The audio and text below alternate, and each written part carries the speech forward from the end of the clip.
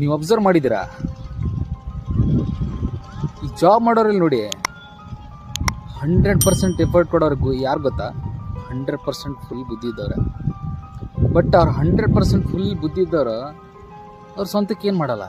ಅವ್ರು ಹೋಗಿ ತಮ್ಮ 100% ಎಫರ್ಟ್ನ ಹೋಗಿ ಅಲ್ಲಿ ಒಂದು ಕಂಪ್ನಿಯಲ್ಲಿ ಹಾಕಿ ಬರ್ತಾ ಇದ್ದಾರೆ. ಬಟ್ ಆ ಕಂಪ್ನಿ ಮಾಲೀಕ್ ನೋಡಿ, ಅವನಲ್ಲಿ 100% ನಾಲೆಜ್ ಇರಲ್ಲ. ಬಟ್ 100% ನಾಲೆಜ್ ಇರೋರು ಮಾತ್ರ ಅವ್ನ ಕೈಯಲ್ಲಿ ವರ್ಕ್ ಮಾಡ್ತಿರ್ತಾರೆ. ಕಾರಣ ಏನು ಸರ್? ನಾವೆಲ್ಲ ಕಂಫರ್ಟ್ ಝೋನಲ್ಲಿದ್ದೀವಿ ಸರ್. ಅವ್ನು ಕೊಡೋ ತಿಂಗಳಿನ ಪೇಮೆಂಟಲ್ಲಿ ನಮ್ಮ ಭವಿಷ್ಯ ಅಡಗಿದೆ. ಯಾಕೆ ಹೇಳಿ? ಅದೇ ಕಲ್ತಿದ್ದೇವೆ. ಮನೆಯಲ್ಲೂ ಹೇಳ್ತಿರ್ತಾರಲ್ಲ, ನೌಕರಿ ಮಾಡಬೇಕು ಅಷ್ಟೇ. ಸೊ ನೀವು ಕಲ್ತಿರೋದು ಎಲ್ಲ ಟ್ಯಾಲೆಂಟ್ನ ತೊಗೊಂಡೋಗಲ್ಲಿ ಹಾಕೋದು. ಅರ್ಥ ಮಾಡ್ಕೊಂಡು ನೋಡಿ. ನಿಮ್ಮ ಕಂಪ್ನಿ ಮಾಲೀಕ ನಿಮ್ಮನ್ನು ಭಾಳ ಅಂದರೆ ಮೋಟಿವೇಟ್ ಮಾಡ್ಬೋದು. ನೀವು ಈ ಥರ ಕೆಲಸ ಮಾಡೋದು, ಹಿಂಗೆ ಮಾಡಿದರೆ ಹಿಂಗೆ ಬರೋದು, ಹ್ಯಾಂಗೆ ಬರೋದು ಅಂತೇಳಿ. ಬಿಕಾಸ್ ಅದು ಅವ್ನ ಸ್ಕಿಲ್, ಕೆಲಸ ಹೇಗೆ ತಗೋಬೇಕಂತೇಳಿ ಮಾಡಿಕೊಡೋನ ಕಡೆ ತುಂಬ ನಾಲೆಜ್ ಇರುತ್ತೆ. ಅವ್ನು 20,000 ರೂಪಾಯಿಗೆ ಅವ್ನ ಕಡೆ ಹೋಗಿ ಬಗ್ಗೆ ಕೆಲಸ ಮಾಡಿ ಬರ್ತಾನೆ. ನಿಮ್ಮ ನಾಲೆಜ್ ಸೇಮ್ನ ಅವ್ನ ಕಡೆ ಹೋಗಿ ಮಾಲೀಕನ ಕ್ವಶನ್ ಮಾಡಿ ಇರಲ್ಲ ಅವ್ನ ಕಡೆ ಅದು.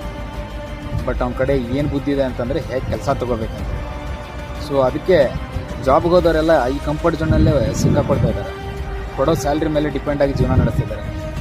ಒಂದು ನೆನಪಿಟ್ಕೊಳ್ಳಿ, ಜಾಬ್ ಮಾಡೋರು ದುಡ್ಡು ಗಳಿಸ್ಕೊಳ್ಳೋಕ್ಕೂ ಆಗಲ್ಲ, ಇತ್ತಾಗ ಜಿಂದಗಿ ಬೆಳೆಸ್ಕೊಳ್ಳೋಕ್ಕೂ ಆಗಲ್ಲ.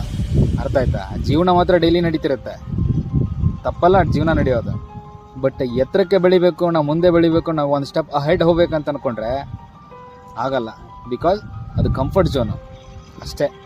ಸೊ ಅರ್ಥ ಮಾಡಿಕೊಂಡ್ರೆ ಮುಂದೆ ಏನು ಮಾಡಬೇಕಂತೇಳಿ ಥಿಂಕ್ ಮಾಡಿ. ಓಕೆನಾ? ದಯವಿಟ್ಟು ಆ ಕಂಫರ್ಟ್ ಝೋನ್ ಅಂದರೆ ಆ ಒಂದೇ ಸೋರ್ಸಿಂಗ್ ಮೇಲೆ ಡಿಪೆಂಡ್ ಆಗಬೇಡಿ.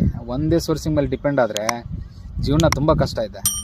ಇವಾಗಿನ ಟೈಮಲ್ಲಿ ಒಂದೊಂದು ರೇಷನ್ ಬೆಲೆನೂ ನೋಡಿ ಹಂಗೆ ಬೆಳೀತಾ ಹೋಗ್ತಾ ಇದೆ. ಬಿಕಾಸ್ ಯಾಕೆ ಗೊತ್ತಾ?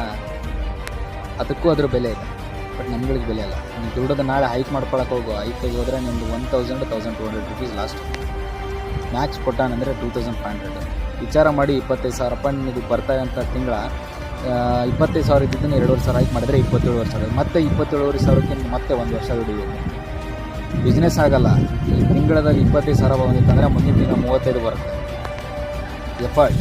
ನೀನು ಇಲ್ಲಿ 8 ಅವರ್ ಡ್ಯೂಟಿ ಮಾಡಬೇಕಾದ ಜಾಗದಲ್ಲಿ 10 ಅವರ್ ಡ್ಯೂಟಿ ಮಾಡ್ತೀಯ. ಅದೇ 10 ಅವರ್ನ ಇಲ್ಲಿ ನಿಂದೇ ಆದಂಥ ಒಂದು ಸ್ವಂತ ಏನಾದರೂ ಮಾಡ್ಕೊಂಬಿಟ್ಟು ಕೆಲಸ ಮಾಡಿ ನೋಡು. ಇವತ್ತು ನೀವು ಡೈಲಿ 6 ಗಂಟೆ ಮಟ್ಟ ಕೆಲಸ ಮಾಡಿ ದಿನಕ್ಕೆ 800 ರೂಪಾಯಿ ತೊಗೊಳ್ತಾ ನಿನ್ನ ಒಂದು ಶಾಪು ಏನೋ ಹಾಕಿರ್ತಾರಲ್ಲ ಅಂತಂದರೆ, ಅದೇ ಒಂದು 10 ಗಂಟೆ ಮಟ್ಟ ಕುಂತ್ರೆ ಇನ್ನೂ 4 ಗಿರಾಕಿ ಎಕ್ಸ್ಟ್ರಾ ಬರುತ್ತೆ. ಸೊ ಅರ್ಥ ಮಾಡ್ಕೊಳ್ಳಿ, ಇಲ್ಲಿ ಇದಕ್ಕೆ ಕಮ್ಮಿ ಇಲ್ಲ. ಯಾಕೆ ಗೊತ್ತಾ? ಹಿಂದೆ ಬೆಣ್ಣತ್ತಾ ಇರುತ್ತೆ, ಅಲ್ಲಿ ಹಾಗಲ್ಲ, ಅದಕ್ಕೆ ಫಿಕ್ಸ್ ಆಗಿರುತ್ತೆ. ಅರ್ಥ ಮಾಡ್ಕೊಳ್ಳಿ. Thank you.